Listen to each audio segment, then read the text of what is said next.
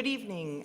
It's my pleasure to be here with all of you, and at this time I will call to order the Oshtemo Township regular board meeting for March 12th, and I invite you to join us in the Pledge of Allegiance. I pledge allegiance to the flag of the United States of America and to the republic for which it stands, one nation, under God, indivisible, with liberty and justice for all.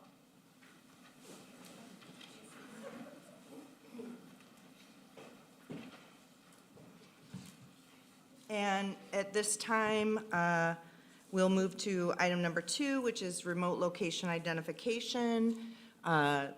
Seeing the board, it appears we have everyone present, so we have no board members meeting remotely this evening. And I invite a member of this body to share the core value of public service with the public.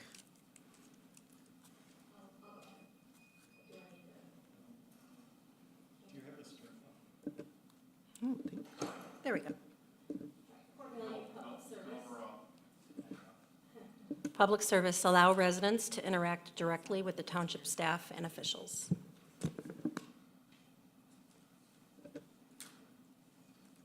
Thank you, Trustee Cole. I think this is a great core value to focus on, that the members of this body are here to do public service. That being said, we move to agenda item number 5. Is there anyone here in the public wishing to speak on a matter that is not a part of this agenda? If so, this is your time to make public comment and step forward.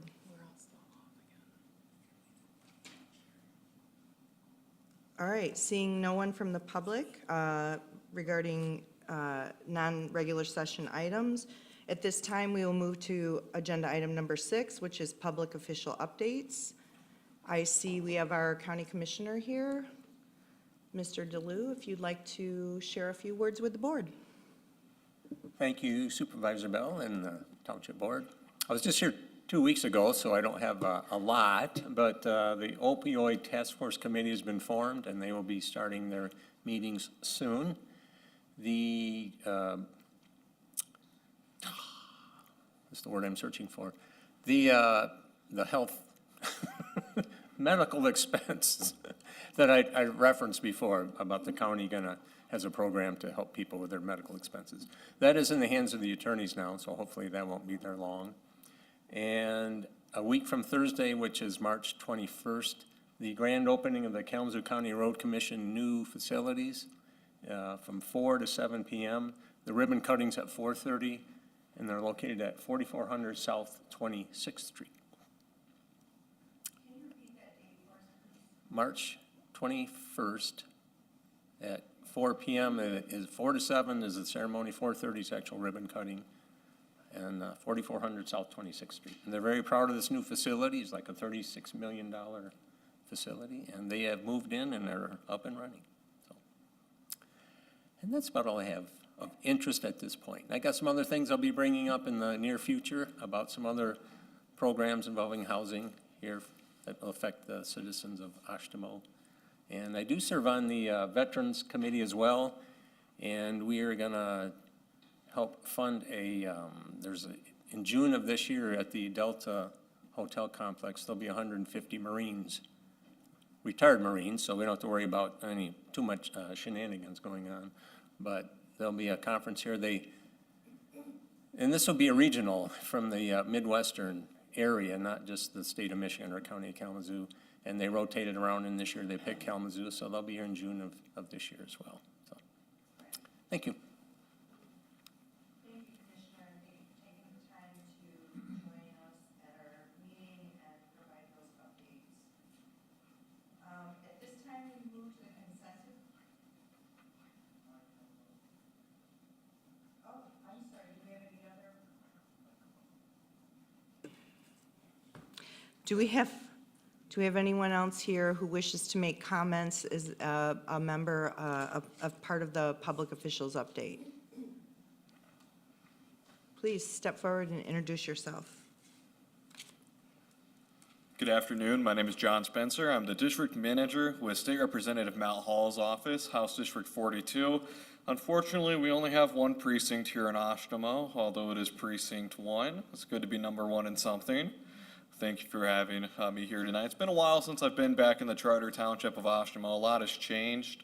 So just a brief little update on what's been going on in Lansing. So they removed local control for solar panels and windmills, which we didn't like. We oppose that. We're big on local control. And also, the House has been tied 54-54 since November. 2 state representatives won their mayoral races, and as such, things have been tied up in the House.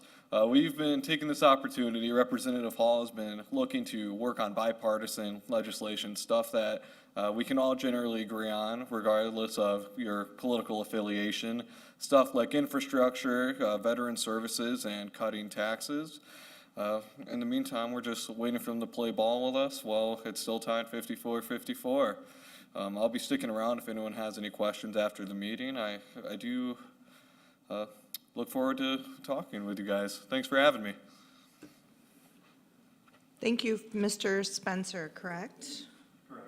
Yeah, if you brought business cards, feel free to leave those on the back table so that board members can pick those up and when we conclude this evening. Next, we'll move, so before I move any further, are there any other members of the public officials who wish to make comments this evening? Okay, seeing none, we'll move to item number 7, which is the consent agenda. Do we have any members of this body who wish to pull anything off of the consent agenda? So I'm going to jump in and say that I wish to pull item number 4, the Fruit Belt Trail resurvey matter. And we will add that at the end of our at the end of our session.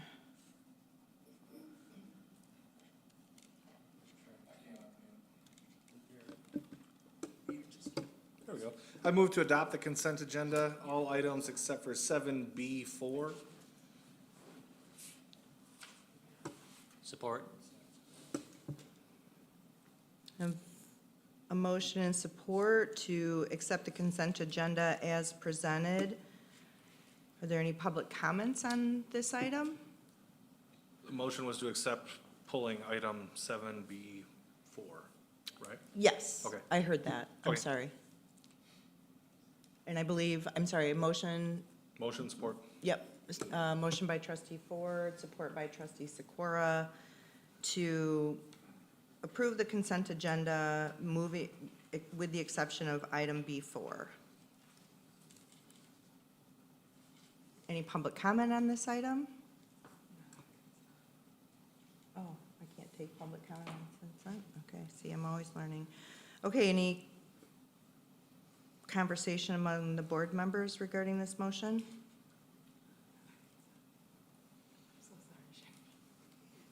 Dusty's making me follow the rules here. I'm fostering her right now, and I don't need to be doing that. So, all right, all in favor say aye. Aye. Aye, opposed, motion carries 7-0. Next, we move to item number 8, update and changes to the 2024 trash days. In your packet, Clerk Farmer and myself, and as well as Maintenance Director Greg Fountain, have spent many hours. Actually, Claire, I think you were involved in some of those early conversations as well, evaluating the dump days, which will hereforth be referred to as trash days, and so the memo is in your packet. Clerk Farmer, do you mind leading this with a discussion for the board, and then we will invite our new trash, Mr. Mulder, forward to make a presentation and answer any questions. Yeah. So I'll just briefly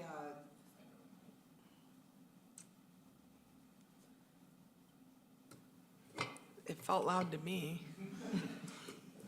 I'll just briefly go through the memo that's provided in the packet. So, as most people know, before now, we provided a dump day once a month from spring to fall.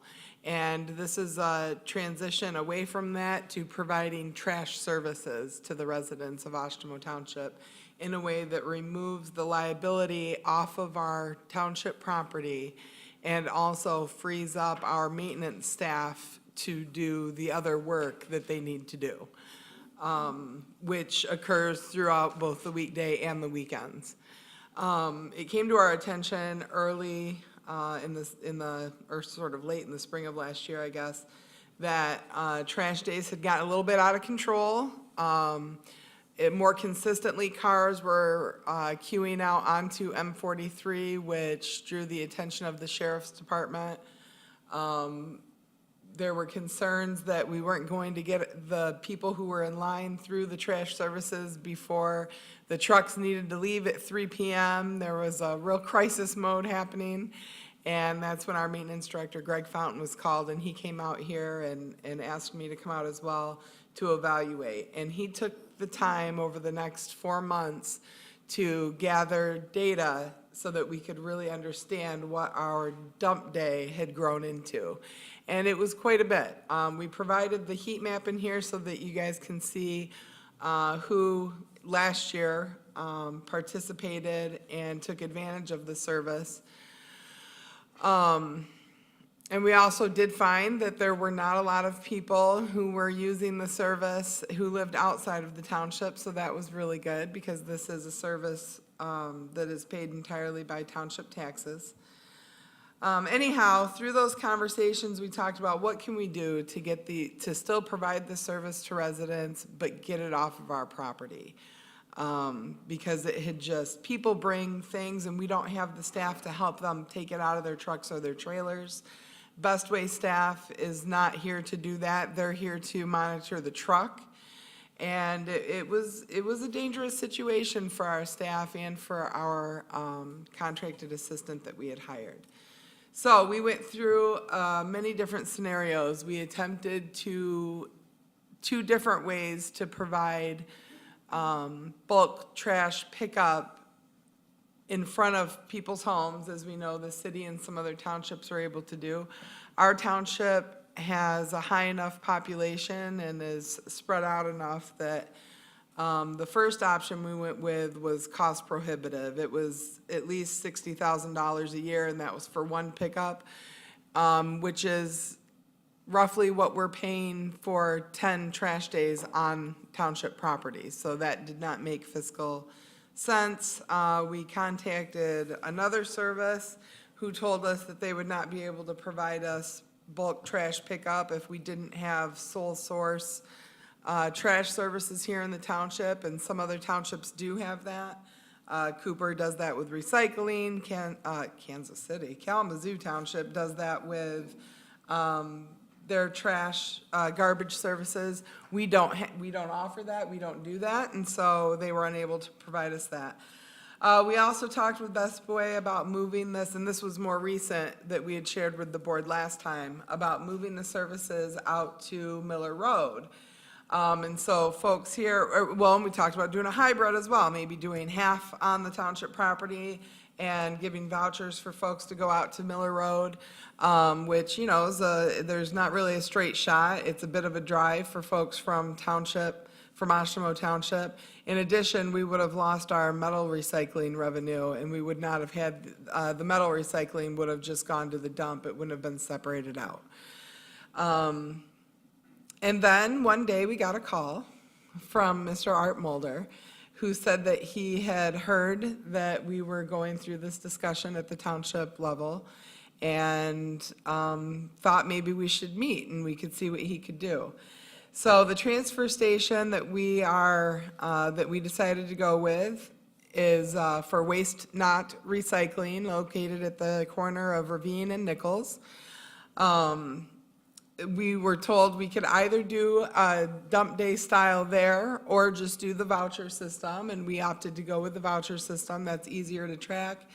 and just a more organized system all around. Plus, it opens it up so that folks will be able to go anytime that the transfer station is open, not just one Saturday a month.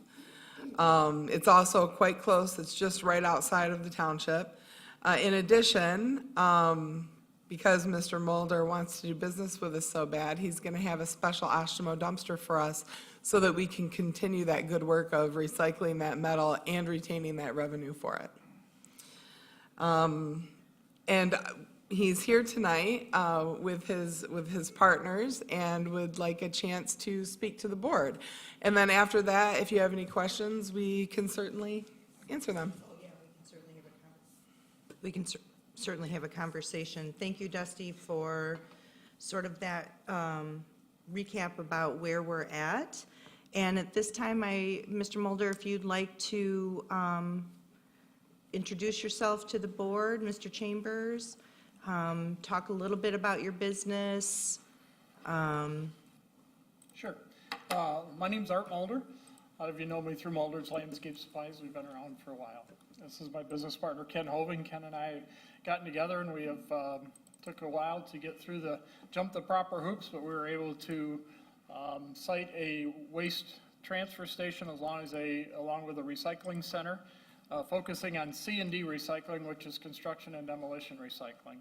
In our presentation, you'll see a couple of pictures of that, but if you haven't had a chance to drive by, please drive by. Our building is quite large, and it seems to have worked out very well for us so far, and we'd like to continue on. So, as Dusty said, I had heard that you were thinking about doing something different. It only made sense for me that we would at least have an opportunity. I've been a citizen of Oshtemo Township for 25 years, and I thought, well, it'd be a good opportunity to get involved with Oshtemo Township. So we've got a little PowerPoint. They said I had to prevent a PowerPoint. I says, look how old I am. I can't do a PowerPoint. But I got Rick Chambers, who's been helping us through all this, and he's going to come and save the day for me because I'm old. So again, Waste Not Recycling is owned by Ken Hoving and myself. We opened the last week of August of last year, and things are going really well. We're the newest recycling center in West Michigan. We do accept municipal solid waste, and then we also are recycling as much as we can. Currently, we recycle wood, OCC, which is better known as cardboard, concrete, metal, asphalt. And then you'll see in one of the slides where we have a sort line that hopefully in the next 3 to 4 months will get up and running. So we're conveniently located at the corner of Nichols and Ravine Road. We're in the southeast corner. Driveway comes in off of Ravine Road. So we're on our way to doing this. There's a couple of slides of the building the way it is when we had first opened. Again, very large. It's 100-foot wide by 350-foot long. It's got a big, long driveway. You can see the one photo of the green thing. That's an actual sort line, which we hope to, in the next 3 or 4 months, get that up and running where we can even sort and recycle more stuff than we're currently recycling. The bottom picture there is a copy of our bins, or a picture of our bins where we do the wood, the metal, the cardboard. We also, like I said, have concrete and asphalt recycling that we're currently doing. We would take the responsibility for trash days that would come onto our site. The township would provide a voucher for each resident, one per month.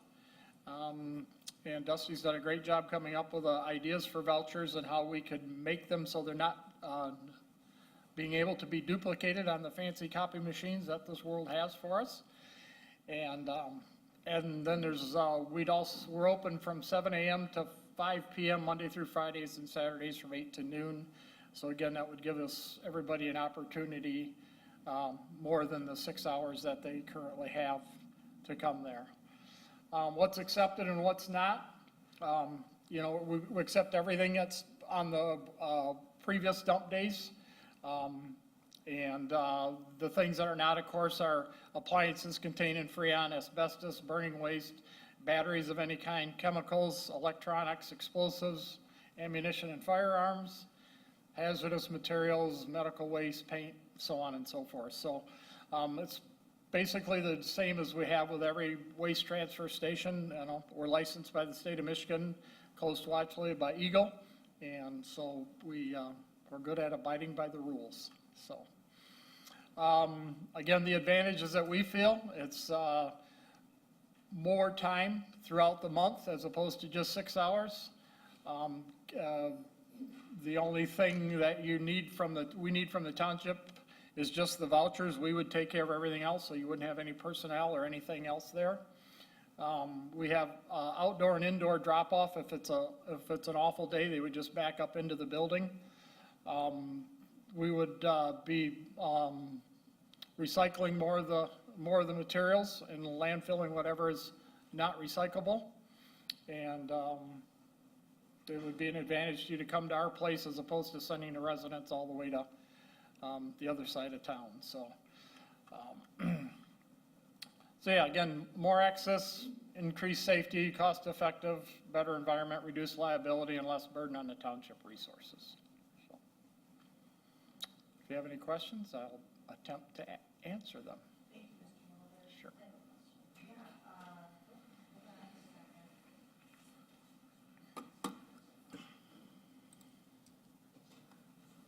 I think yours has to be blue for some reason. There we go. All right. Thank you for that. I think this is fantastic. I love it. It's a much better location than we had discussed prior. And my concern with, if we had done the hybrid is, are we looking at these numbers, 196 people on each dump day?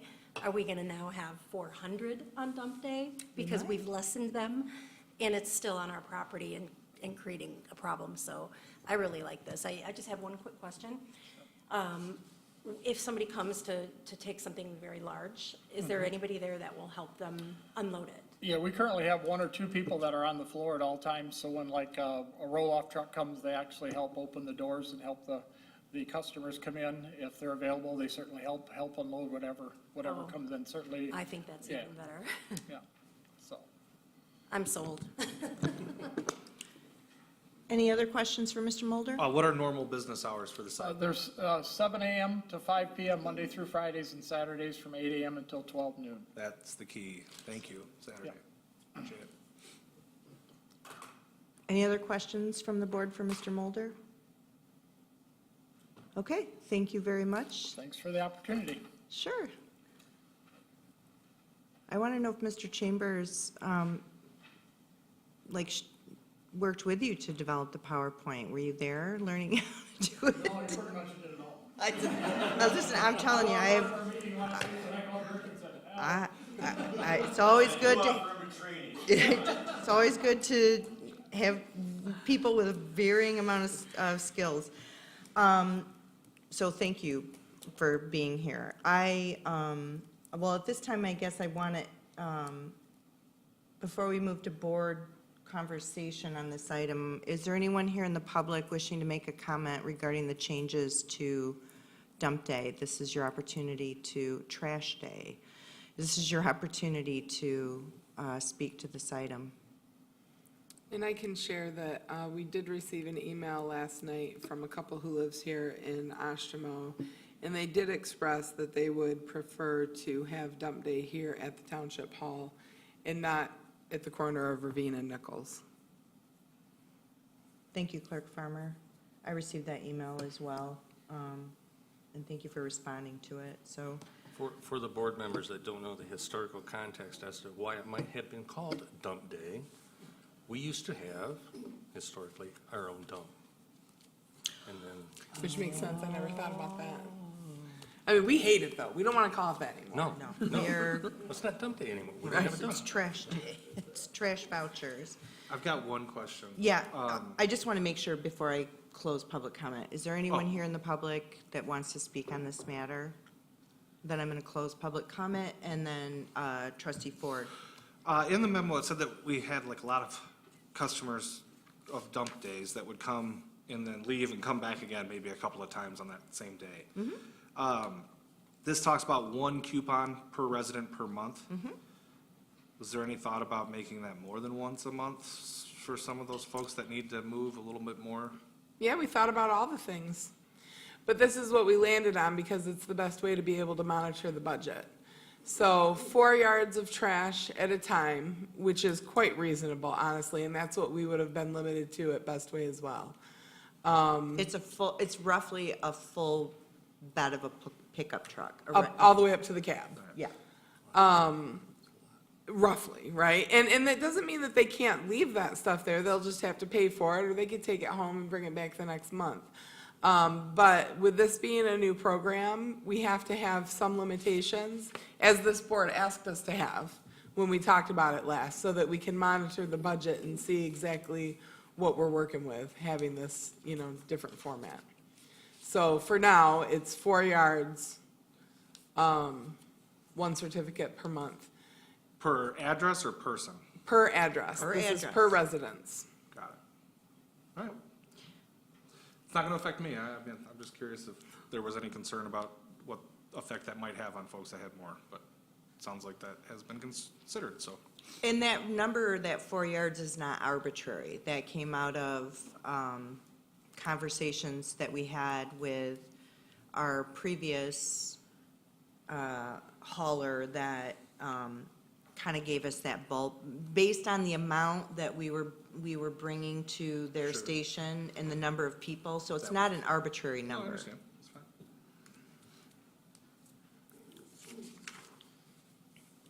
So, any other questions from the board regarding this change?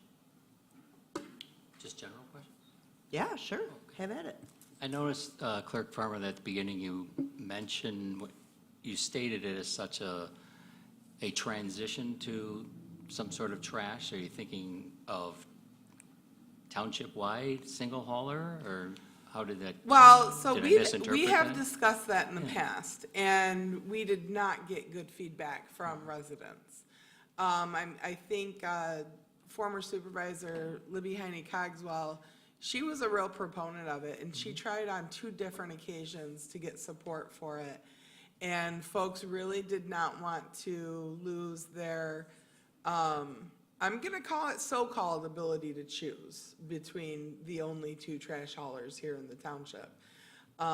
We've seen that in other townships who did this, K Township being the first one, it reduced everyone's monthly, or quarterly bill, rather.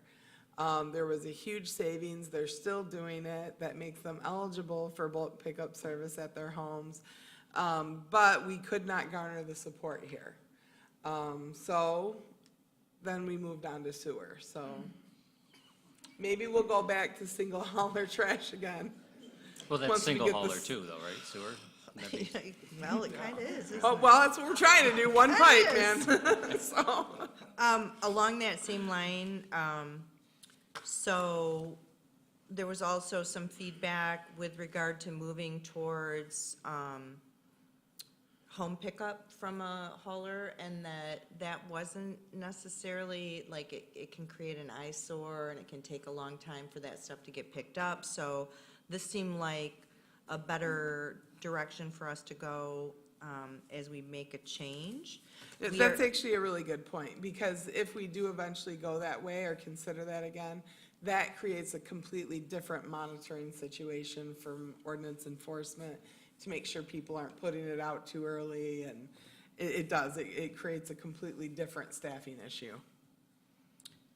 So this option, after much research and discussion, seems like the best way to move trash days forward, where the drive is, for folks, is not much further than Township Hall. It will create some space in our maintenance department to continue to do their work that needs to be done in the township. Residents will have an opportunity to have someone that assists them at waste not. The number, well, all right. So this updated recycling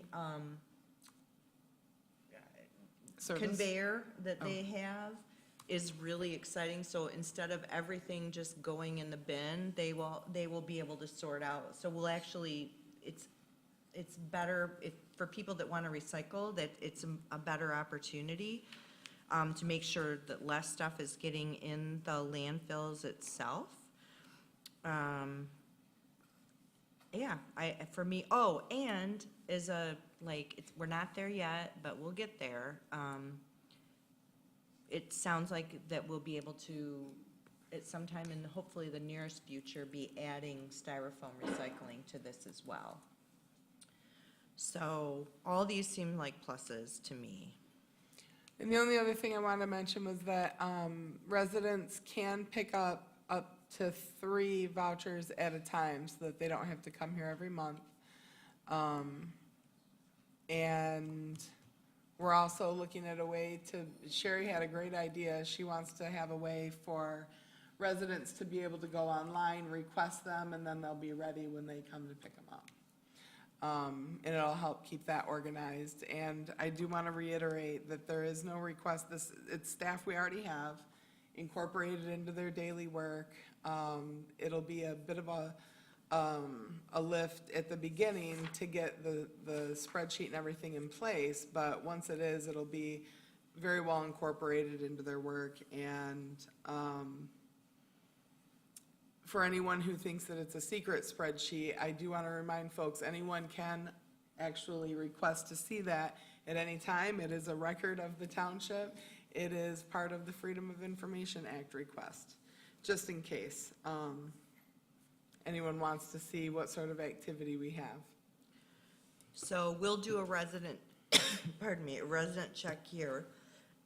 And then Mr. Mulder has indicated that his staff can also, when the voucher is presented, that they will check an ID to make sure that the addresses match the voucher. Well, it's nice to know what the building is. A couple times that I've driven by it, many months, and thinking, I need to call K Township and ask them what's going on in that corner. It's nice to know what it finally is, and that's great. I'm glad that you did that and that you are doing that. I'm a little disappointed that it's kind of so late in the game, with people calling about You're telling me. what the dates are and stuff. I wasn't happy with the earlier proposal. This seems to be a much better proposal. It's unfortunate Squires Drive is about to be closed for its reconstruction and everything, but, you can't plan everything to work perfectly, and people can find their way around. So I appreciate that. I wish we could have, somehow gotten input from residents, how this might affect them, like at one of the times that I know that I worked at dump day, I'll call it dump day, would have been nice to hand out maybe questionnaires or whatever. We're thinking of changing this next year. How do you feel about that or whatever, and gotten some feedback. I would feel that we would have gotten more input from residents by doing that. But other than that, it sounds like a great idea, and I would definitely support this. Thank So- you, Neil. Thank you for the investment in the township. I watched your building going up with curiosity the entire time, thinking it was going to be some type of industrial build. So it's nice to see this. I think that one of the strongest things about this is the distribution. So if we had, as you said, you potentially offered to have dump day at your site, which would have been a nightmare for where that's at, involving the Calhaven Trail and all that being right near there. So I'm glad we're doing it this way, because I don't think there will be a major traffic situation, because it's distributed out over 300-plus days. And that will mean that there won't be a huge line. It's probably going to be quicker for individuals. It's probably going to be cleaner and safer for individuals. Inclement weather, they can still go inside. I have not seen a disadvantage to this. I know change is difficult, and I know the festive atmosphere at dump day will probably be gone, but I think this is a much better, safer, and more reasonable approach. And it is working with a invested community member. So thank you. I think this is a great idea. I had the added benefit of speaking with Art a couple weeks ago, and I can assure you, his commitment is that there will not ever be cars queuing on that trail. And he even invested dollars to move that trail further out, so it gave him more space And he has the ability to queue cars all throughout his parking lot because they will never be out onto that trail. And I certainly appreciated that.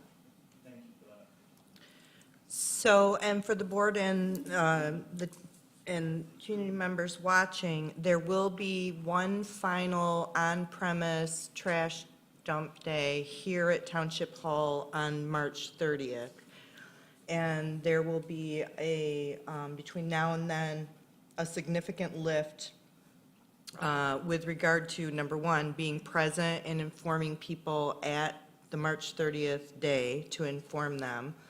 We have a newsletter going out the first week of April, so it will be incorporated in there. And we have social media links already prepared to shoot out to the community, and we will do that regularly, informing the public. So, Neil, your comments are heard, and so thank you for that. I think this is ultimately going to, the township, when they started doing this, was probably 12 or 14,000 residents. It's much larger now. And we have to make a change to accommodate what we can provide and then do so efficiently. So I think that there's a potential that we might actually see more people utilizing this service because it's expanded so many days. So, but our plan is to evaluate it in 3 months internally, kind of see how things are going. And then, if we need to make adjustments as far as more communication or tweaking the voucher, all that stuff, we'll evaluate. So there's a plan to evaluate it throughout this year to make it as seamless as possible. Is there any way to have signage at our last event? There are some people who are less technologically inclined. I know it's going out in the newsletter, but, Oh, no, we're actually going to hand out, that's what I need. yeah. And And I know I say "we," and You and I'm I not are gonna gonna be hang out all day there. together. And thank you, Greg Fountain, for all of your work on this. I don't know, I might go. We'll see. I show up sometimes. All right, we'll see you then. We will do like a half. Hot dog cook-off, cookout. No, we're not doing hot dogs. No, our media and communications manager, Kyle, is gonna create like a half-sheet takeaway that's just at the front desk and informative, so, the next few weeks, people can take that, so. So I don't need to wear a Eat at Joe's No, sign? you definitely need to be here March 30th. All right, if there's no further conversation or questions, this is really a matter of informing you where this service is headed. All right, thank you, Mr. Mulder. It's going to be a good year, I think. Thank you very much for the opportunity. Yeah, thanks for reaching out. Next, we move to agenda item number 8, and at our last board meeting, we had conversation about the new mixed-use district ordinance, and Paul Lippens is our consultant on this ordinance, and unfortunately, I didn't ask him soon enough, so he already had plans, I believe, to be out of town, so I invited Mr. Lippens here to do a presentation for the board, give you a last opportunity to pose any questions before taking the mixed-use ordinance to second reading. So with that,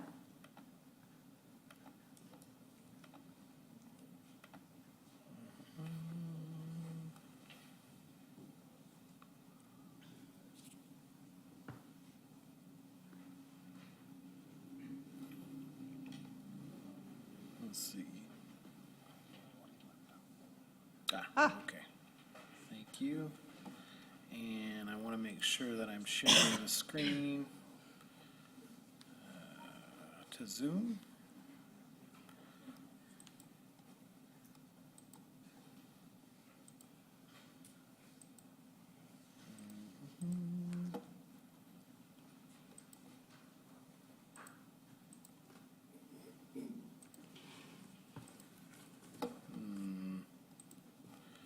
just checking the Zoom share to make sure that it is going.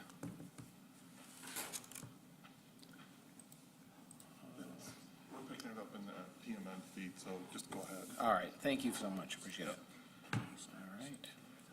All right, thank you for your patience while I made sure the Zoom was going there. Happy to be here tonight, talking about the mixed-use district with the board. We were able to present this presentation to Planning Commission on February 8th, and has anyone had the opportunity to look at the Plan Commission meeting online? All right, so we have a few people, and I'm going to kind of go through this for the benefit of anyone watching on Zoom as well, and then I'll be here for questions if there's any questions on your agenda item tonight that you would like to discuss with me. So yes, I'm Paul Lippens. I work with McKenna, and we're one of the consulting planners that works with the township. I frequently work with my colleague Kyle Mucha, who also helps with plan reviews and any special projects from time to time. Here tonight to talk about the mixed-use district that's under consideration and some of the objectives that the township hopes to achieve through amending the zoning ordinance to permit mixed-use development. So this is the future land use map here. One of the purposes for developing a mixed-use district is to implement the master plan. And this activity is one way to implement the township's plans for future development, particularly as it relates to addressing housing demand. One of the purposes of planning and zoning is to grow intentionally and also to preserve intentionally. So in developing this district, the township is really helping with reducing reliance on planned unit development for developing at this density, which really kind of opens you up for these types of mixed-use developments almost anywhere, to saying we are going to have an intentional district, a mixed-use district, and help to control where we want to develop more intentionally. This also, as a growth control, could be teamed up with some of the township's preservation requirements to, protect some of the natural features in districts where you do not want to grow as intentionally. So for a point of reference, this information was prepared by the township's planning department, showing the last maybe 10, 15 developments. I'm not going to count them here, and where they relate from the perspective of dwelling units per acre.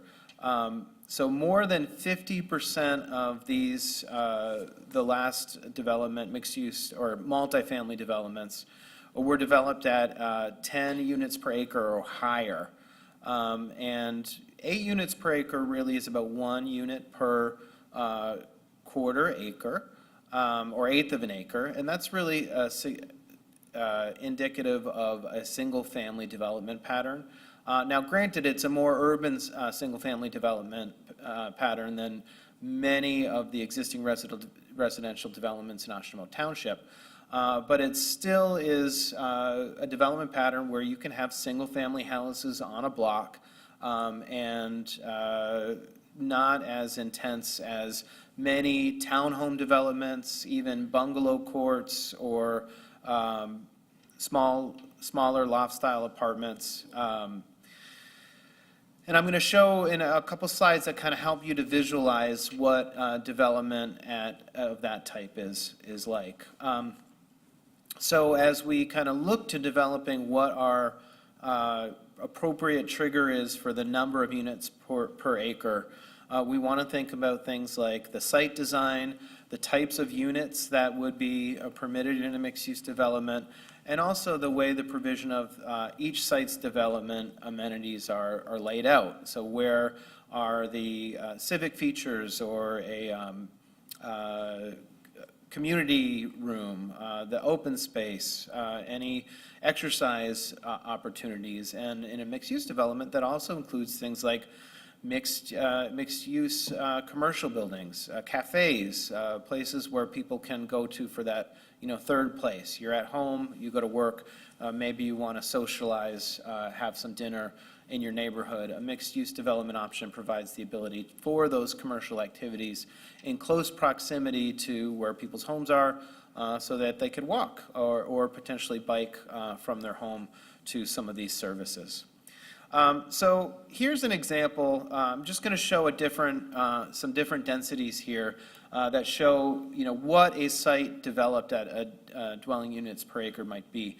This is a good example at 7.7 units per acre, where you still have single-family development, and it shows a relatively tight single-family development, but still you're looking at two-story buildings, kind of, structures that may be 1,500 to 2,200 square feet, and laid out in a block pattern with alley fronting parking or garages. So then kind of stepping up a little bit, this is where you cross over that 8 units per acre. This is 9.6 units per acre. And you see here a mix of both single-family development with these numbers on this are duplexes and triplexes. So you still have a block layout where many of these buildings have the appearance or look, feel, design character of single-family homes, but you have mixed single-family homes with duplexes and triplex. This is sometimes referred to as that middle housing alternative, where you're not quite at loft-style apartments, and you're not doing kind of a more traditional multifamily apartment development, which can actually be at single-family density, but provides for apartments with single-entry units.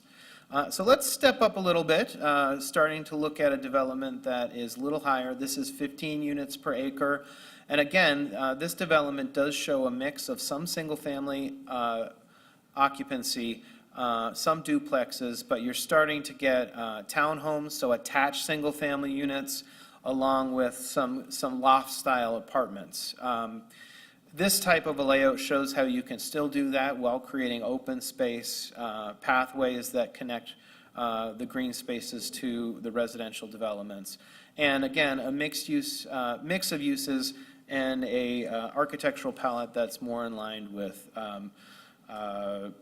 cottages or a colonial type architecture.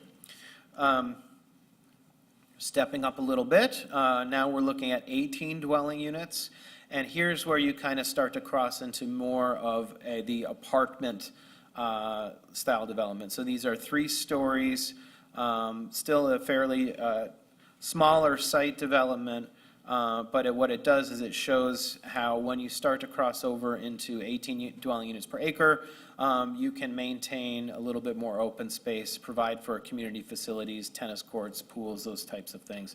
This is more aligned with what you might see in a traditional multifamily style development.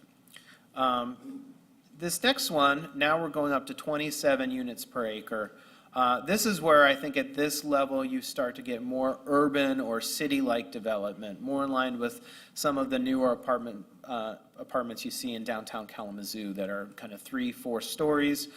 You may have single entrances where people are accessing their apartments through a hallway, and then also areas where you're collecting parking either in a structure or a lot, but people generally would not be parking in a garage or facility like they might in a townhome, a duplex, or a triplex, where they might have alley fronting or even driveways off of a road. We're going to keep stepping up here. 34 units you see here, where you have still a development that does have some pitched roofs or hip roofs as well.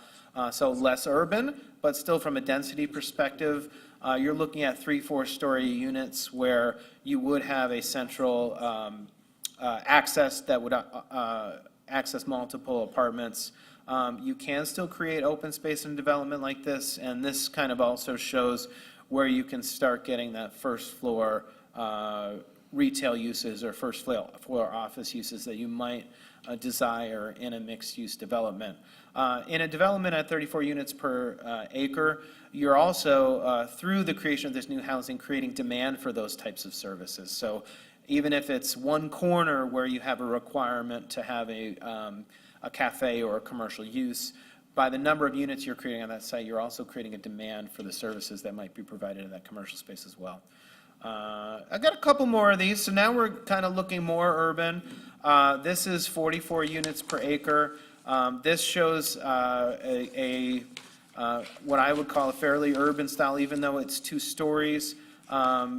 This type of apartment might not provide on-site parking at all, or possibly in a garage that's located near here. But what you're seeing is really urban-style townhomes on a very small site that, ramps up the dwelling units per acre above 40.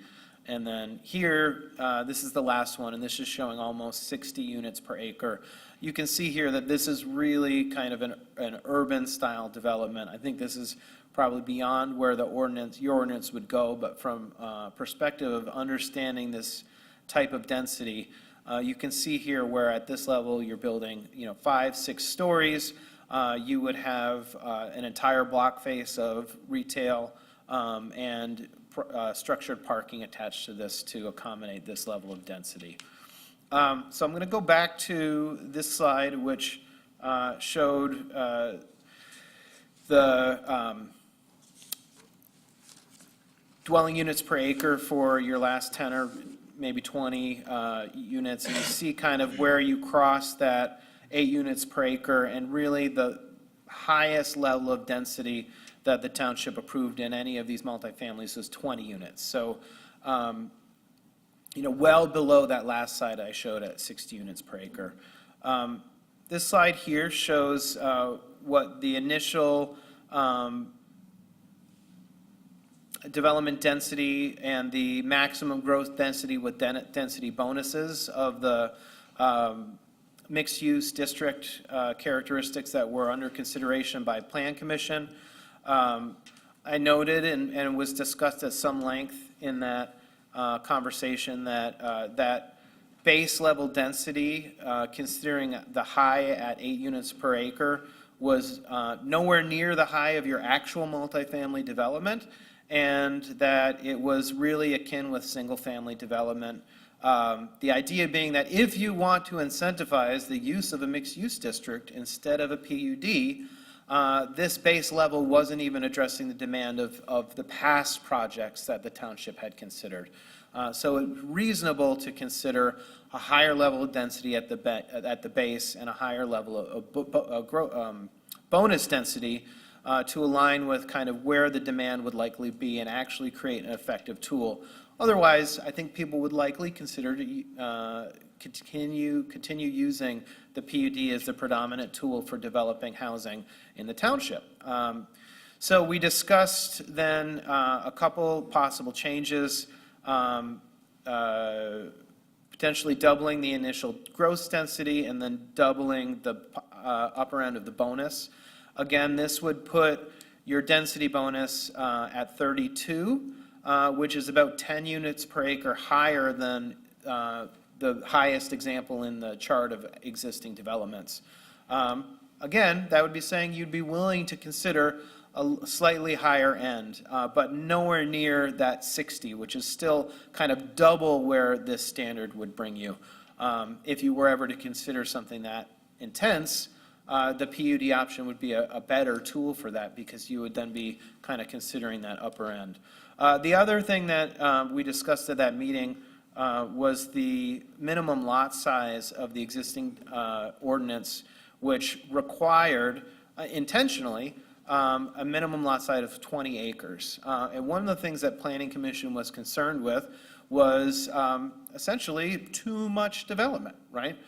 So this is, by limiting the minimum lot size to 5 acres, you're actually allowing for more iterative development at a higher density, and not requiring that every single time this mixed-use district was used, it would require 8 or 16 up to 32 units to be developed at 20-acre chunks. That's actually a lot more people, a lot higher impact than smaller developments. The example that I offered to support 5 acres too is for many of my clients, in looking at their PUD rules or rules that are similar to this to encourage housing, are actually doing this exact thing. They have limits of 10 acres, 20 acres, and they're choosing to reduce those to 5 acres because it's a lot easier to assemble and develop a site at that smaller scale. And within the last year in the city of Tecumseh and the city of Benton Harbor, or maybe 2 years, they've both changed their PUD ordinances to allow for development at 5 acres as opposed to whatever 10 or 20 acres in those cases for those ordinances. I think that there is it makes a lot of sense to consider this smaller iterative development, and that's something that you may want to discuss today. I know that at the Plan Commission meeting, we also talked about the reason why it was crafted at 20 acres by your prior development director was to intentionally create more master plan communities, and there's definitely a benefit to that approach as well. So, kind of two different objectives, but both are certainly valid and reasonable for the board to consider both approaches at 20 acres or 5 acres. So, in summary, the idea is that in modifying your mixed-use densities, you want to accommodate a base level of housing development by right to meet current demand for housing, but to do it in a way that also will incentivize the use of density bonuses to reduce reliance on PUD development and create a mixed-use development district that will actually be a tool people will likely use. But we also want to do it in a way that you can measure and account for impacts associated with development, like traffic and stormwater.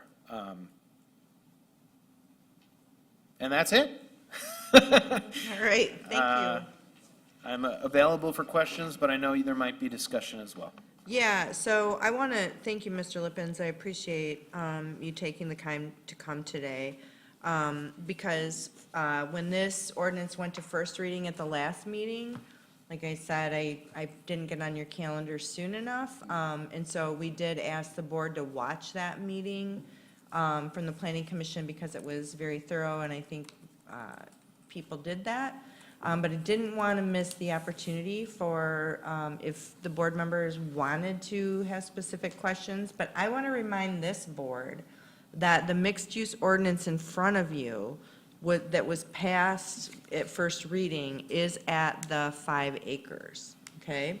So while I encourage you to ask questions, if there's any specific questions you have about the ordinance while Mr. Lippens is here, what you have before you for second reading is the ordinance at the 5 acre threshold. In a higher density, Yep. right, And those are the standards I have on the slide here, correct? Correct. Yep. yeah, So I'll leave this one up. okay, thank you. So with that, I encourage, does any members of this body have any further questions about this ordinance? We have the professionals here to sort of speak to the process. I know, Zach, you were heavily involved in the Planning Commission. I've seen this stuff a few times. Yeah. If you got questions for me, I'm happy to Like answer them. 17 times. That's a lot of times. Almost as many as Kurt. I guess that one slide with all of those apartment complexes on it, it always rubs me the wrong way, because that's not the intention of any of this. And while I understand that once this is out there, and can be utilized as a tool, it's not as if we really have control over whether or not these are owned units or rented units. But, I mean, we also know here, we're 50% rental units in this township, and that's not a goal that we have. And so I just find that comparison to the rental units interesting. When we have other developments that are owner occupied, and I don't know why we didn't talk about those at all with our other like condo developments, quad units. I mean, you had even mentioned those, I always forget what they're called, the court, something or other. Kind of like Courts. yeah, kind of Or like. bungalow courts, yeah, or cottage courts, that's an accurate term as well. And so I don't know, I mean, we would like to, I think, encourage that type of development. I guess that's my question. Why are we having this comparison to the apartments when that's not really ever the goal. It took me a while to figure out which slide you were talking about, but it is this slide, right? The purpose, I think, of pulling this information together is because this is the best example of what types of housing the market has produced for multifamily in the past. I think your mixed-use district will create a new opportunity for the types of housing, middle housing, mixed-use housing, loft-style apartments or attached townhomes, those types of building types or that type of housing can be created, and the intention of that district is to incentivize building like that. Your past district, this is what we have as an example of what was built. If I could follow up on that, Paul didn't ask that this be prepared.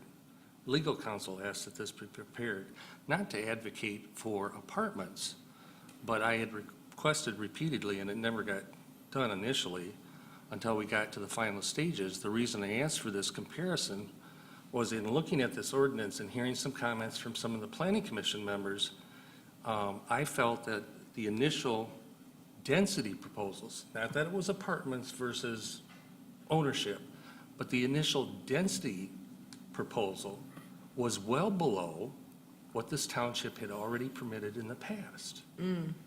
And I can tell you, having sat here longer than I think anybody here, that part of the reason the numbers went from 22 to 6 is because some of the past board members didn't want those people moving into our neighborhood. And I felt that was wrong. And I felt that we needed to take an honest look at what the density actually was in some of the developments, not to advocate necessarily for apartments, but given the housing study that this board saw and the need this board saw, I thought it was necessary for the planning commission and this board to understand that having density of 8 to 16 or even 16 to 32 was not well beyond the realm of what we've had in the past. And we're trying to create housing, so. No, I know. That's I why guess this- I wonder if the planning commission might have been, they look at this list and this is a list of what they don't want. And I know some of the opinions on that planning commission. And that's why I guess I would have also liked to have seen, I mean, Danford Creek is on here, but Danford Creek also has, a condo development. I live in Quail Run, and there are 4 different Quail Runs. There's Quail Meadows, and, I actually don't even know what the one is on that north end of, Yeah, these, Quail Run Drive, but I mean, like, we have leisure time condominiums, like, we You're have right. these other, out on, 8th Street, I can't remember the name of that development that went in over there, but those are duplexes.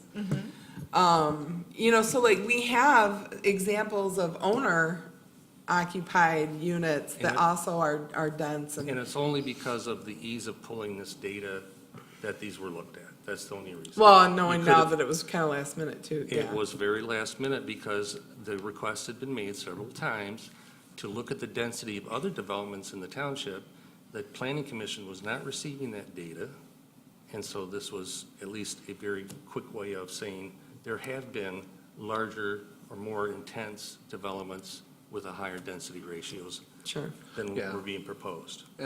As I recall from the planning commission, we had McKenna come because I'd raised the concern that I didn't feel like the density was good enough, or enough, but I didn't know how to justify it. So we debated that as a group with folks on both sides, and then ultimately we decided, we don't know, let's ask somebody that does know. Mr. Lippens came, gave us this presentation with these recommendations, so. Well, and I made the motion to accept your recommendations too.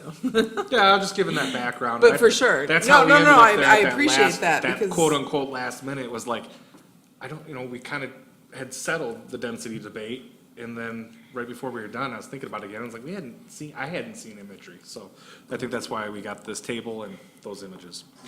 I appreciate what you guys did. I know it was a little unorthodox there at the end. a little weird. But We I'm got glad there. it happened the way it did. Well, for crying out loud, something had to happen after 8, 9 years or whatever it's been, 7 years, something. Any other questions for Mr. Lippens? No. All right, thank you you so very much. much. I appreciate Thanks it. for coming today. My pleasure. I have a question for council, if I can. Do we need to take public comment first before we go into board conversation? We can, yeah, we can. Okay, so at this time, is there any member of the public wishing to speak about the second reading for the mixed-use ordinance that's before this body this evening? Please step forward, and if you'd introduce yourself, that would be great.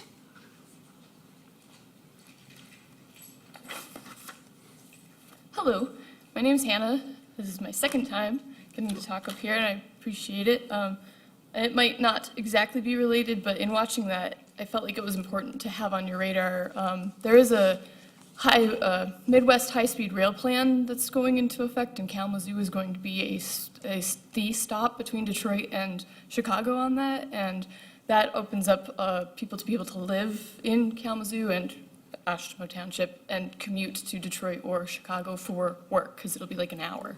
So just have that on the radar, I guess, with when you think about density or apartments and stuff like that, is people will be coming here and living here, but maybe going to work in those other places, and yay. Good information. interesting. Thank you, Hannah. Yeah. Is there anyone else here in the public wishing to make comments regarding this item?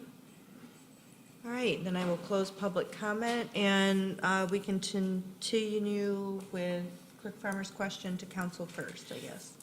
So the last time I made the motion, that included the amendments. Do we have to have all that? And I even, Oh. just to cover it, I did the page number and all that. Do we No, have to the have all that in the motion, or just except for second reading? Just except for second reading. You Okay. have, all of the changes were made, incorporated into your notices, and incorporated into the ordinance. Okay, thank you.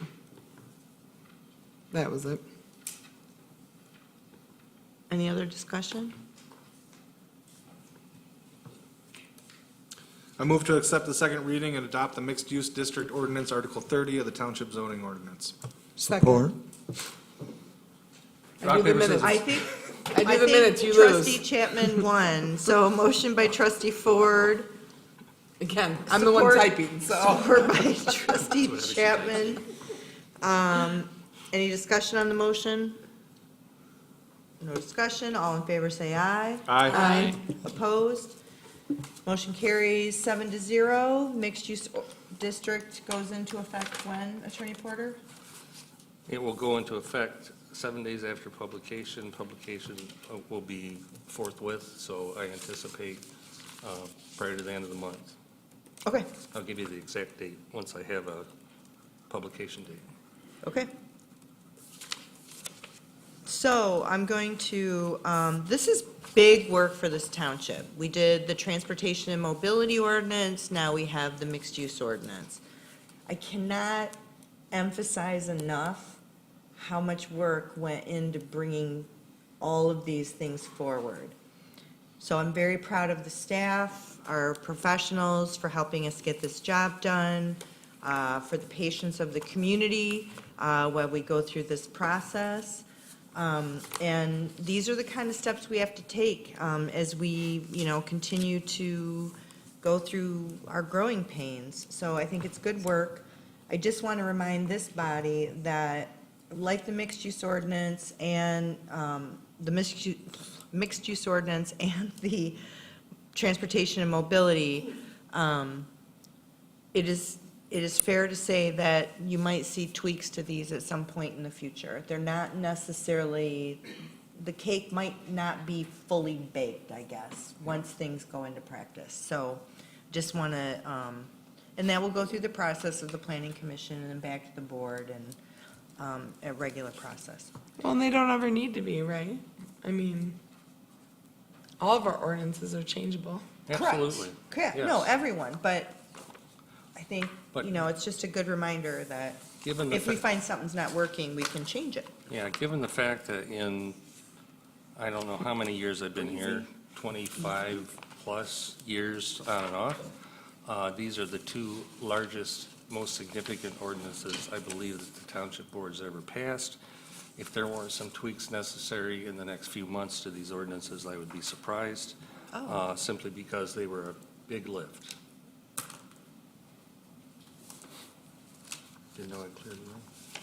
I was thinking about getting up and leaving just because. All right, so seeing that the board is dwindling away, do we want to take a 10-minute? We've only got one item left. All right. All right, that being said, we will move on to item number 10, consideration of planning director for Oshtemo Township. Within the board packet, there is a memo and a budget amendment related to salary and benefits for this position. And then I provided you with a memo and the resume of who I'm presenting to this board for my recommendation to hire for planning director. Her name is Jody Staforia. I am pleased to bring this Jody forward to this board as a recommendation to join us here at the township and be our planning director at Oshtemo. I think you can see, first of all, there's a request to take the position back to planning director. For those, in case you didn't, or if you don't remember, we kind of tweaked that job title, hoping to maybe engage other folks into looking at the position. The Jody is requested, if she is indeed brought forward, and the board agrees to bring her onto the team, that be returned to planning director, which is fine with me. That doesn't matter. Ms. Staforia has a long history. She has a master's degree in urban and regional planning from Michigan State University. She has a long history. Most recently, she's been with Comstock Township. Prior to that, oh shoot, now I'm forgetting. Cats. Yep, she was Lake with Center Cats, Baptist Church, yep. Cascade Charter Township. Yep. But she also was a former employee of Oshtemo when I was on the zoning board of appeals, so like a long time ago. So I guess, because it's a director position, the supervisor makes a recommendation, but it does need board approval to move forward with formally offering Ms. Staforia the position. So with that, our HR director, Sarah Feaster, is online to answer any questions if anyone has anything specifically to ask the HR director, or if I can answer them, I will attempt to do so as well. So with that, she established our Downtown Development Authority. Right? I believe so. She established our DDA. Yes, for what it's worth, I worked with Jody personally for a number of years here. And I can tell you, from my perspective, one of the best planners I've worked with in all the years that I've worked and in all the townships that I've worked with. Excellent job. Always things were done well and timely.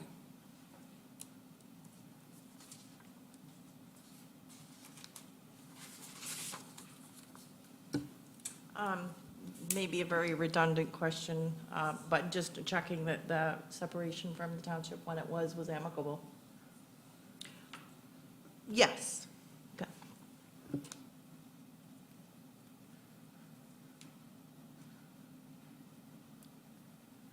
Any other questions? I think our supervisor deserves some kudos for acquiring this person at a time of great need. Nice job pulling the cat out of the hat on that one, or the rabbit. Rabbit out of the hat. Cat hat. It can be any animal you want. Pull whatever you want out of that hat. Nicely done. I move to approve the hire of Jody Staforia as the planning director effective April 1st, 2024, and the accompanying budget amendments for salary, taxes, and retirement, and the job title revision. I'd like to amend that motion, please, to her effective date of 03/31/2024. Well, I mean, you can do that whenever you want. It doesn't have to be part of the motion. Well, I made that a part of my motion, that she was gonna start on the first, Yeah. but yes. I see. He said the wrong date. I didn't realize No, that. no, But I it's said the right date date. in it's the date in here, but I amend, was the- like, I I would amend, like- the- once he says yes, you can do whatever you I would request want. to amend the motion to have her effective date March 31st of 2024. I accept the amendment to the motion. I still I support. accept it to the emotion. All right, geez, I don't even know how to call this one. We have a motion by trustee Ford, an amended motion by trustee Ford that was seconded by clerk, or treasurer Bushka, thank you. Is there any discussion on the motion? All in favor, say aye. Aye. Opposed, motion carries 7-0, and I am very pleased to announce that Oshtemo Township has a very qualified planning director on board, and I am thrilled. Good So, times. all good things. Okay,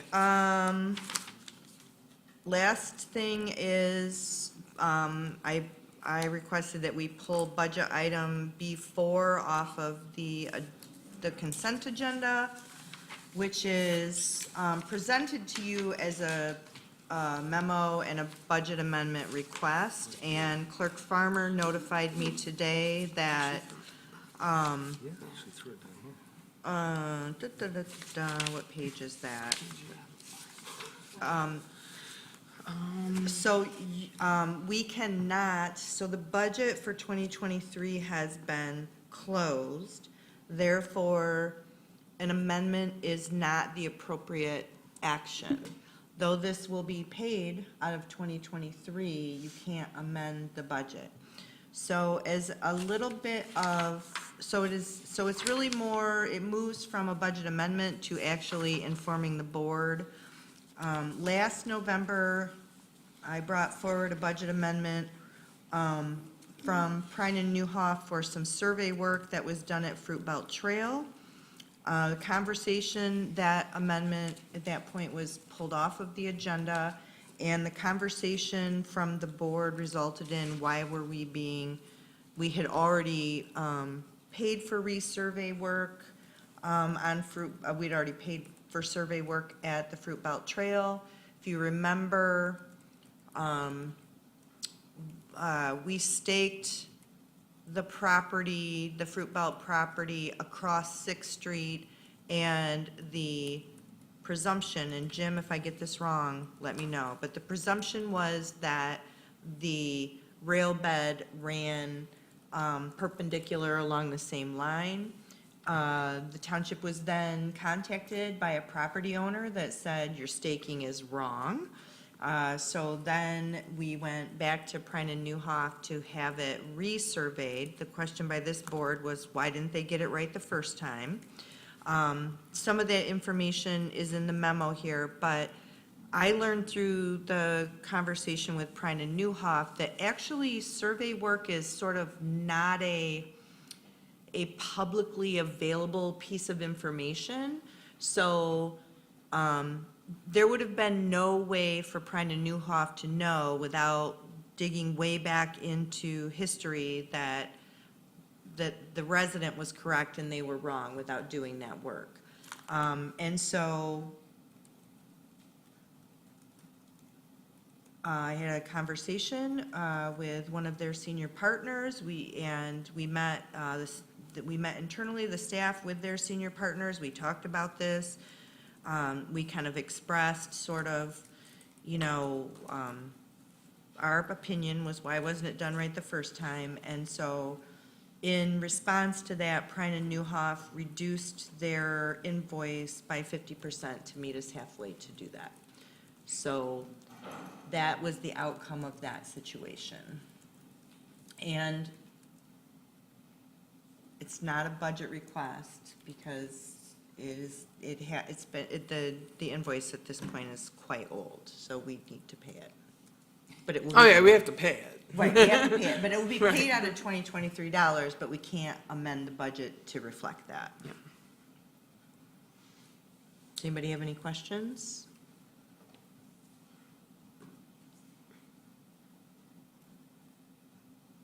I thought he pushed his button to have a question. I know. Did you have a question, Neil? Oh. All right, well, I hope this satisfies those that had questions when we discussed this the first time. Yes, Claire, you're smiling, but you weren't the only one. I went back and watched the board meeting. And I sent it to Prina Newhoff. I'm like, watch this conversation. So anyway, I feel like in light of the fact that there is no, for them to have access to the survey that the neighbors did when they called us is not it's not shared available information, which was interesting for me to learn that. And I think a 50% reduction is fair. Michael, you're wriggling your, Oh, no, this whole situation, if the surveyors for the citizens could get this, a professional organization, we were talking a little, I just have trouble getting my head around this because the information had to be available. They hired a surveyor themselves to do this. We hired a surveyor. I know that with rail lines and transmission lines, power lines, there's a lot of rail lines in particular with their age. But I still can't get my head around this, that the citizen could hire a company to do a surveying and get it right, and we didn't. I just have trouble getting my head around that, and then having to pay them additional twice, well, now 3/4 for that. I'm just having trouble with it, and I don't know how to get my head around it completely. well, I hear what you're saying. I think that,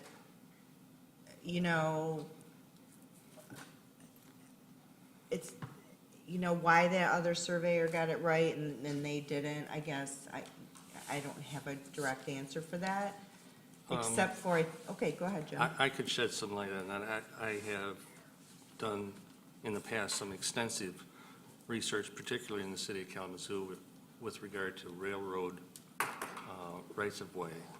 And part of it depends upon what type of title search you do and which properties you look at. So PNN probably did not look at each individual property abutting the railroad. Now, the gentleman doing the survey for the particular single property owner probably did trace their chain of title all the way back. Typically, most people don't know this, but title insurance companies and stuff, there's a 40-year rule in Michigan. They don't look back beyond 40 years. Well, this railroad bed was laid in the 1800s and was recorded somewhere probably in the 1800s. So if you weren't looking at that one single specific piece of property, chasing their chain of title all the way back, it's possible you would not have picked it up. So it's one of those things that people think it's an absolute science, and sometimes it's just an absolute nightmare, because I can tell you there's still places in this county where the corners don't meet, and if you measure from the south quarter post versus the north 1/4 post, you're going to meet in a different location. So there are difficulties, even for a good surveyor, to always be 100%. Well, thank you for that explanation. Thank you for that explanation. It does allow me now to see better, because they had one focus. Right. They had one solitary They have focus one versus focus, an whereas entire. the whole, the cost of chasing every single property along that Fruit Belt Trail and looking at every single one of those probably would have been cost prohibitive, so they probably didn't do that. If that's any help. I mean, I agree and I don't agree. I agree more with Michael, as in, like, if we're pointing something, hey, there's an error, it should be, you're a company we do business with, a lot of business with, it should have been, our bad, we'll fix it. Not, here's your other bill.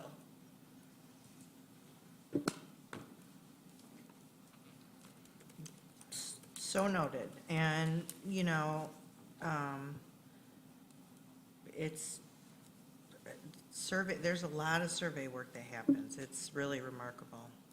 So is there any other conversation or comments regarding this memo? All right, thank you. Next, it's my pleasure to invite anyone from the public, item number 11, who wishes to have a comment to this board. If you'd introduce yourself. Sure, I will. Good evening, my name is Kurt Artema, and my office address is 4200 West Center Avenue in Portage. Just wanted to say thank you for the work on not only the mixed-use ordinance, but also the private streets ordinance, and we as an organization are excited about where this will go from a next step standpoint. There's still a lot of steps yet to take place, but this will allow a lot of the planning to occur for some level of future project in the township. And with the way some of the adjustments that were made provide a lot of opportunities and options to look at that creatively as well. So we're excited about that. Also excited to work with Ms. DeForia. Congratulations on bringing her on board. I know we've done work with her here many years ago, and also in Comstock and in communities all over this side of the state. So excited to have her on the team. Thank you. Thanks. Is there anyone else wishing to make public comment? Welcome.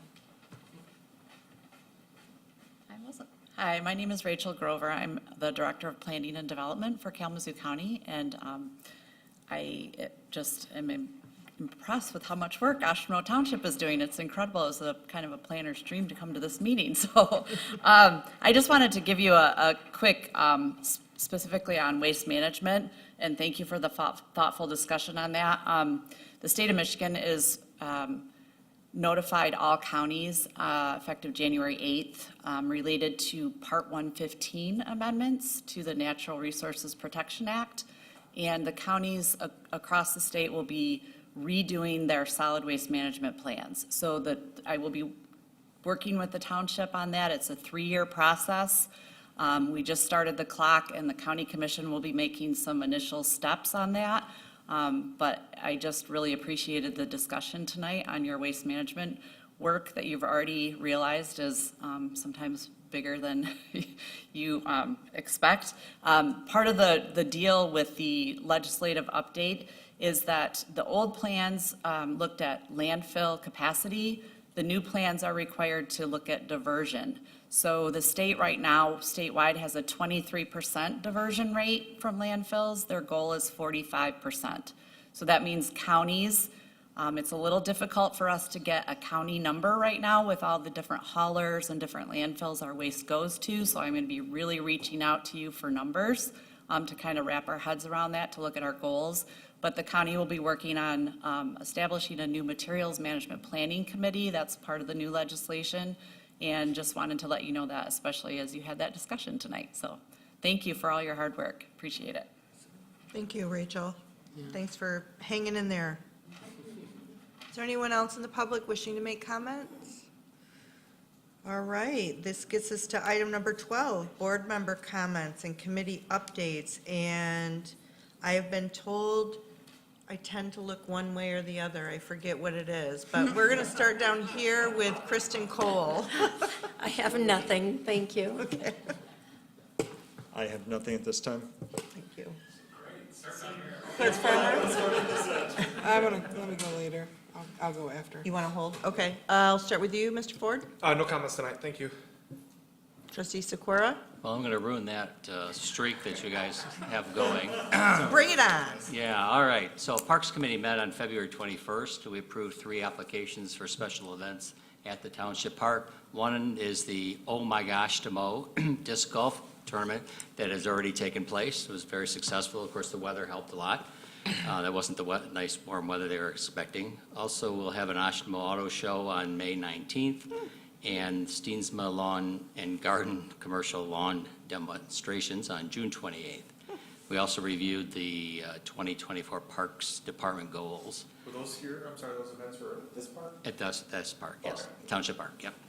The Friends of the Park met on the 20th of February, and since then, I brought up at our last board meeting that we were talking about an interest in having an intern for the summer, and that is not going to work out this year because most people have already made those decisions and moved on. We kind of acted a little bit too late on that, but we're going to continue to investigate that, and then maybe next year we'll have it in the budget and work on that. I had a good discussion with Vanessa concerning that. Super. It's a great idea, and we can learn a lot from that.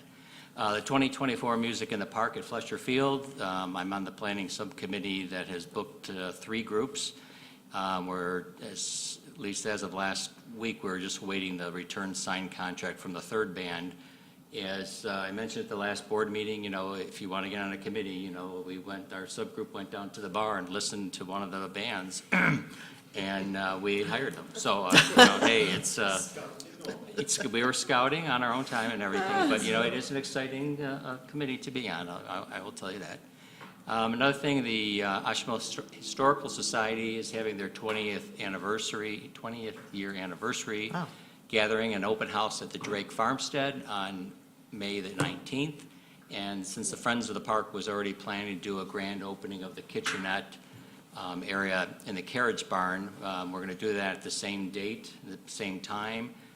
Since a lot of those cabinets and the installation in the kitchenette were completed by Oshtemo businesses at low or no cost, we want to honor Kirschman Kitchens and Penning and Sons for their generous contributions with a little recognition ceremony there. And by having people going over to the carriage barn to see what that's all about, and then the Drake House being an open house, it's a good way to have people there and they can go back to each place.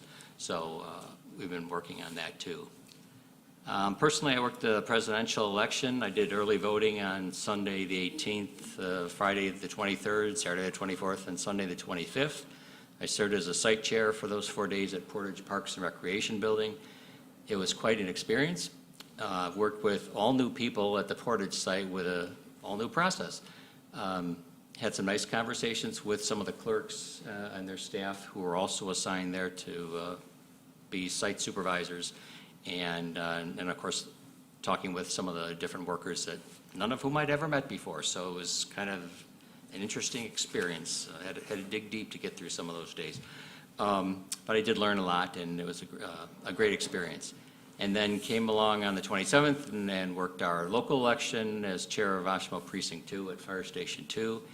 And it is such a joy working with your regular team who everybody knows everybody. We had one new person, but everybody was just a great team that's been assembled, and Dusty has gotten great staff and great people assigned to the different precincts, and it was just so different. It was so nice and calm, talented people. I didn't have to worry about who was doing what or who didn't know what they were doing. Everything was just, it was a wonderful experience after all those days of a little bit of the chaos, but anyway, we did that.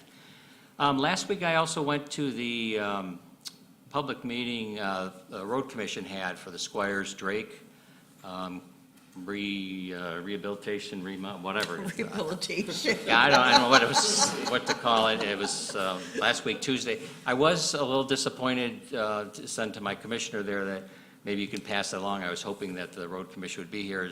Is that, Monday at 3:30 or whatever, I get a text message from the Road Commission saying there's a meeting tomorrow at 6.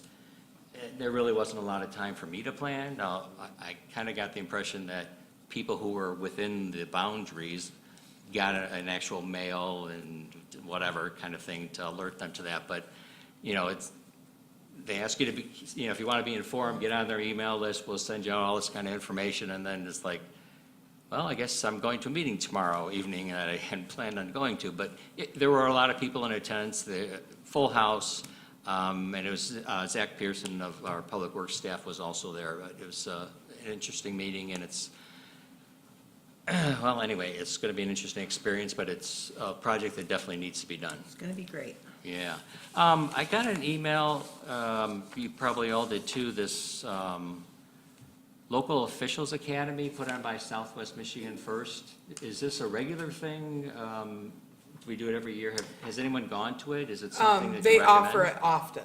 Yeah. I will say, I don't know if it's every year, but they do offer it often. Okay, I was wondering whether to go. Okay, I mean, I go to some of their meetings. I have not done that one yet. okay. Yeah, it's a four-part series. I was just, thought it was Yeah. easier than asking everybody individually, just kind of throw it out there.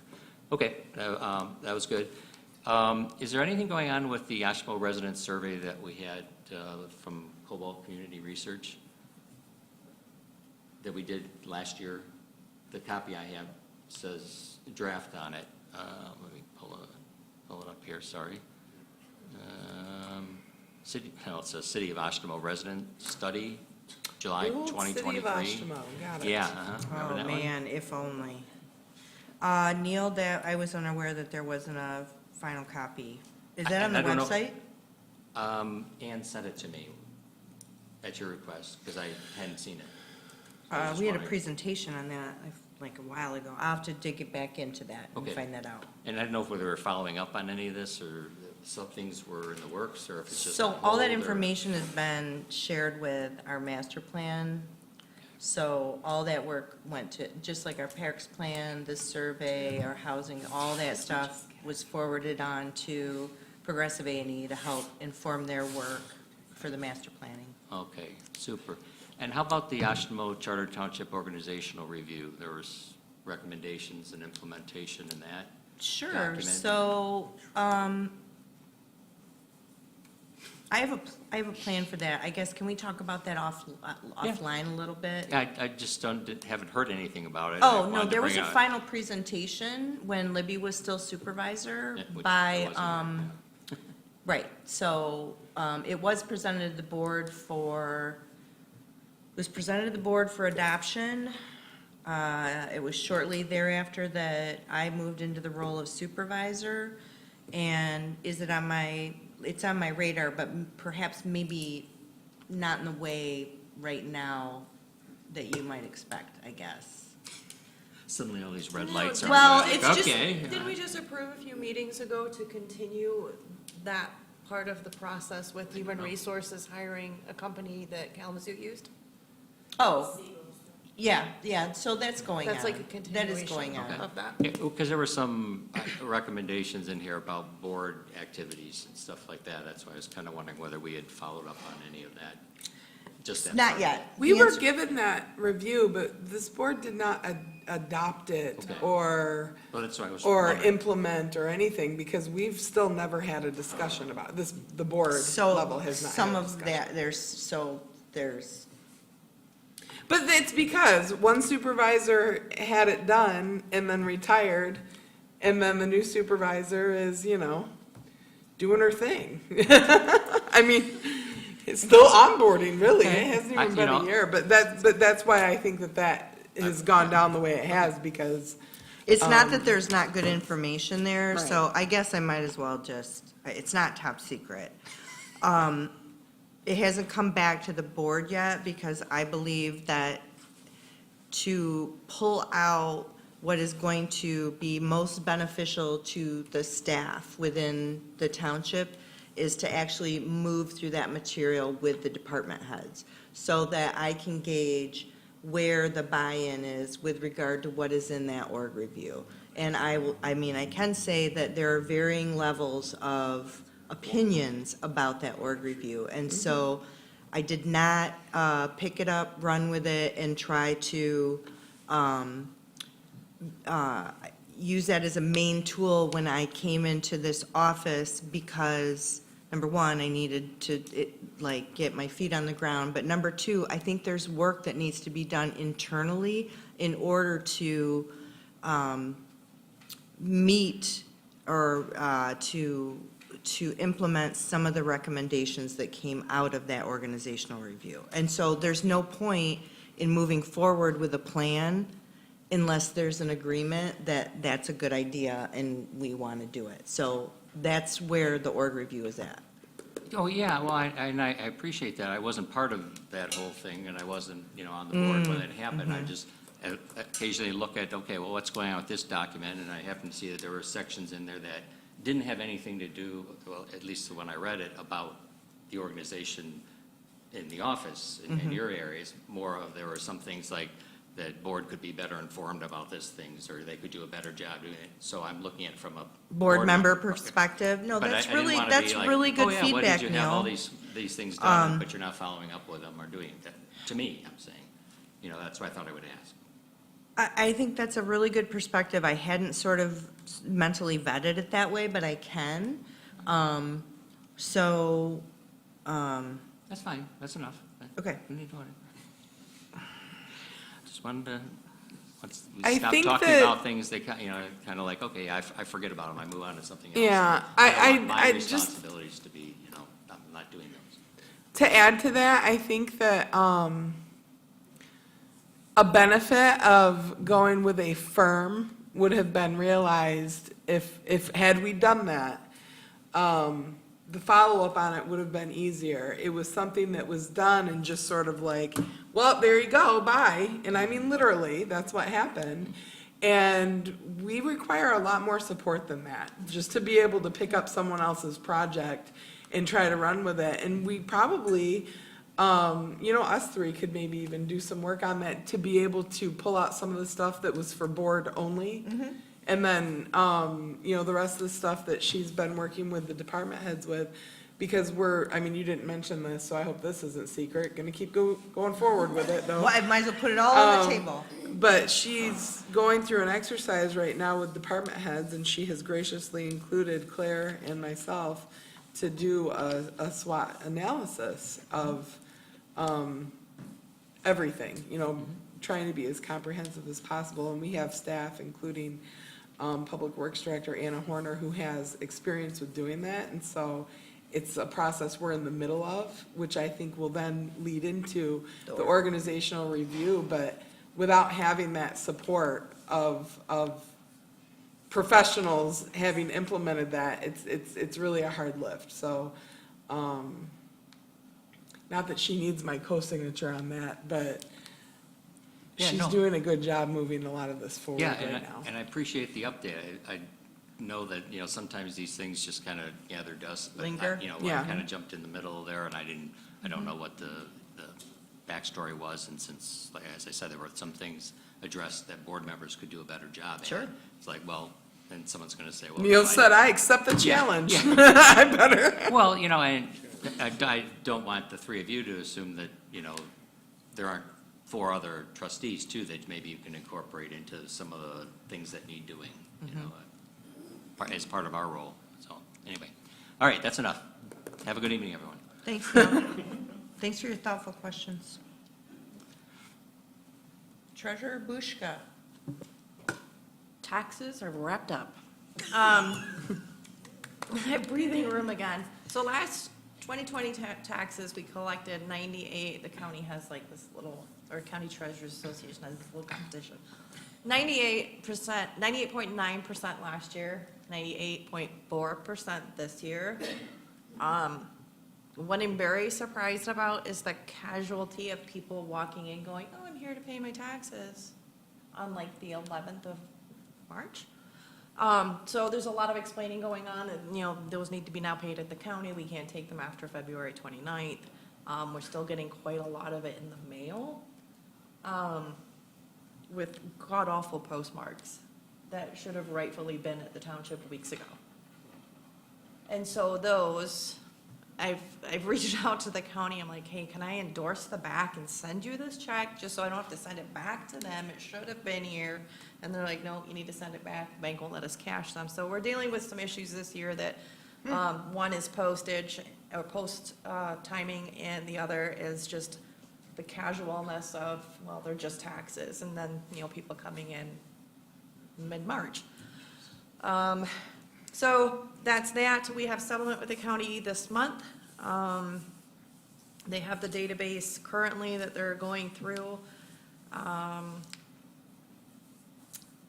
Township funds will be dispersed beginning of April, and then the county usually does their written checks May, so then will be more dispersed funds in May.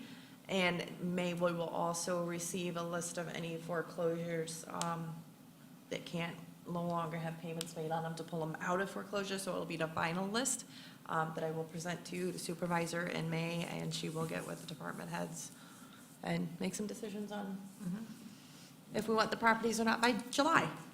And that's all I have. Was there a time that we were able to accept postmarks for tax payments? I can't remember the history on that. Not while I've been here. Most municipalities do not. So it's not a law that we can't? Nope. It is a municipal decision.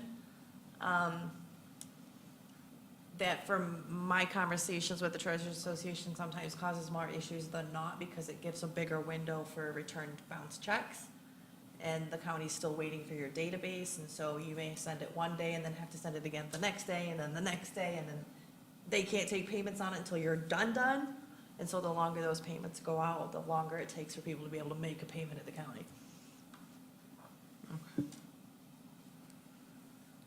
Thank you, Claire. Thanks to the residents, too. And for the record, I don't ever want to be clerk treasurer. You got time? She has like 5 new babies at her house or something. 6. Clerk farmer, is it 6? Yeah. Thank you. Yet again, special thanks to everybody who participated in the February 27th presidential primary this year, especially those who worked in Oshtemo, and as Trustee Sikora said, they also worked early voting, which was a huge lift in the county, and I don't even have all the data from the early voting yet, but when I do, I'll share that with the board. For us here in the township, there were over 90 people who worked together to make election day voting happen. And that included, Greg Fountain, who was sitting here earlier, who sets up and tears down the precincts, and our IT director, who sets up all the computers for the electronic poll books, and our HR director, who is listening through Zoom right now, who made sure that everyone who was supposed to get paid for elections got paid by manually entering their hours into our ADP, let alone the many staff that we have who also choose to work elections, and board members, of course. And we have Anna Horner, who is the chair of Precinct 8, and Neil Sikora, who is the chair of Precinct 2, and which are funny how opposite those precincts are, but it doesn't matter because, Precinct 2 is huge, Precinct 8 is tiny, right? But it's interesting because when it came down to turnout this year, usually Precinct 2 has one of our higher turnouts, and they didn't. And I don't have any explanation for that, but Precinct 8 actually came in 4th place, which was interesting how that worked out. Anyhow, Treasurer Claire Bushka is, helping at the end of the night when nobody wants to do anything. We just want to be done with the night. And she's there to sort of help re-energize and make sure all of the important materials gets transported back to the locked room. And then, even Sherry this year was able to, in the past, Sherry's done a lot of voter registration with us, but she was able to pass on some, pertinent questions from voters day of that was very helpful. And I can't answer this. And you never know how people will end up they choose an email and a phone number to call, and it's sometimes really bizarre. I don't know why I get so many assessing questions at the clerk's email, but anyhow, there are so many people involved with it, and it's always such a big deal, and it doesn't matter if it's a small election or not. It takes so many people. And Neil's right, we've gotten really good at it, and we're getting better every time. Even though when we think this is gonna be the best one yet, then like a rule changes. And so that gets kind of weird, and then all of our instructions have to change. But we're working to also sort of make those so that every time one little thing changes, it doesn't ruin every instruction sheet that we have. So anyhow, there's a lot of work before, during the election, and my staff and I are still working right now after the election. Carrie is still tearing everything down, waiting to get released from the state so we can pack up stuff and put our ballots in the basement. And we have to go through all of the paperwork and make sure everything's in order. And we still don't even know if we're gonna have an audit for this election. So some of this stuff goes on for a really long time after the actual election and well before. We have one May election this year, and it's only in precinct 2, which is where Trustee Sikora works as chair. And Madawan Schools, we're talking to you.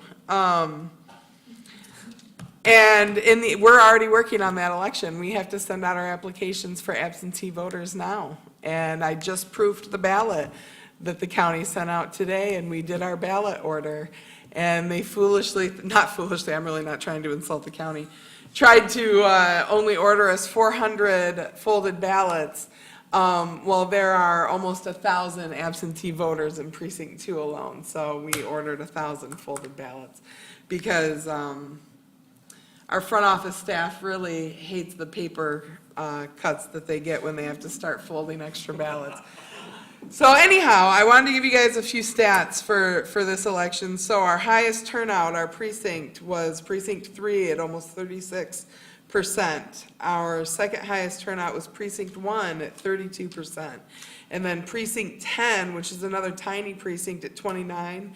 And then precinct 8 came in at 28.9%. So, but more importantly, let's look at this collectively.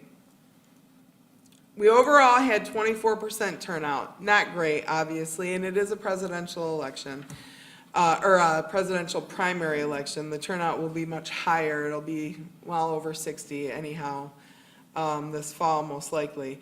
And that is lower than the 33% that voted in the presidential primary in 2020, just before the great pandemic started.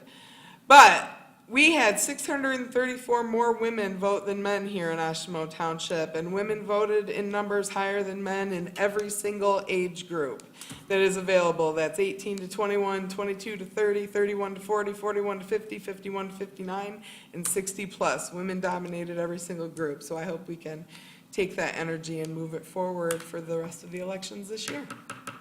And that is all. And just think, we got the vote in 1920 or something? Yeah. Didn't take us long to catch up. Thank you, Clerk Farmer. Let's see, I will just sort of try to run through my updates. So you might remember, I think at the last board meeting, we announced that the assessing notices were going out to residents.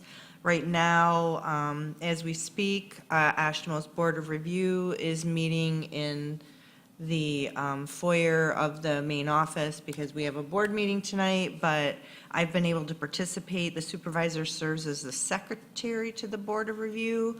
I participated in the December one, but it wasn't nearly as in-depth or lengthy. Very compelling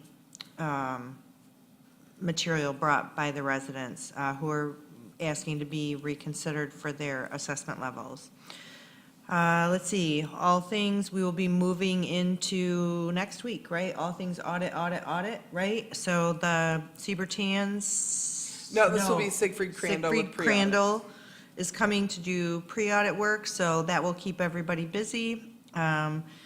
There is, so in addition to bringing Ms. Seforia onto the township, we were also able to fill a full-time maintenance staff person. So we do have one person out right now with some health issues, but we actually have, we will have a fully staffed maintenance department here shortly. That is huge.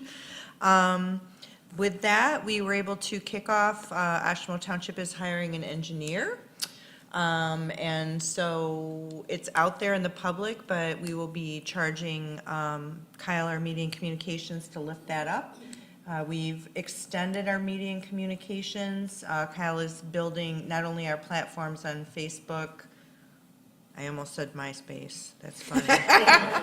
Facebook, Instagram, and Nextdoor, but we will have a more robust LinkedIn, which I think will help us push our positions out for more people to lay eyes on it. We're in the process of sort of hoping, we're recruiting a staff to support the planning department. We have a person that comes and takes minutes at all the meetings and puts those together. So I'm hoping that that will come together by the end of the month and that position will be filled. Then next is, and the fire department is anxiously waiting on me, but we have 4 open positions in the fire department. But all things in equity, there was some big holes on the admin side too, so I felt it fair to address those first and use our energy, but we will be opening those positions up in the fire department. It's not going to drag out, it'll be sooner rather than later, but those are coming as well. I hope that you're noticing that our media and communications on social media platforms are starting to get a little more energized. We're putting things out every couple of days, really working on our look and our messaging. Like and share, that's all I can say. The more you do that, the broader our message goes. So with that being said, I appreciate all of you, the work that you do. Thank you all for who took the time to be here through the bitter end. We appreciate it, and this meeting is adjourned.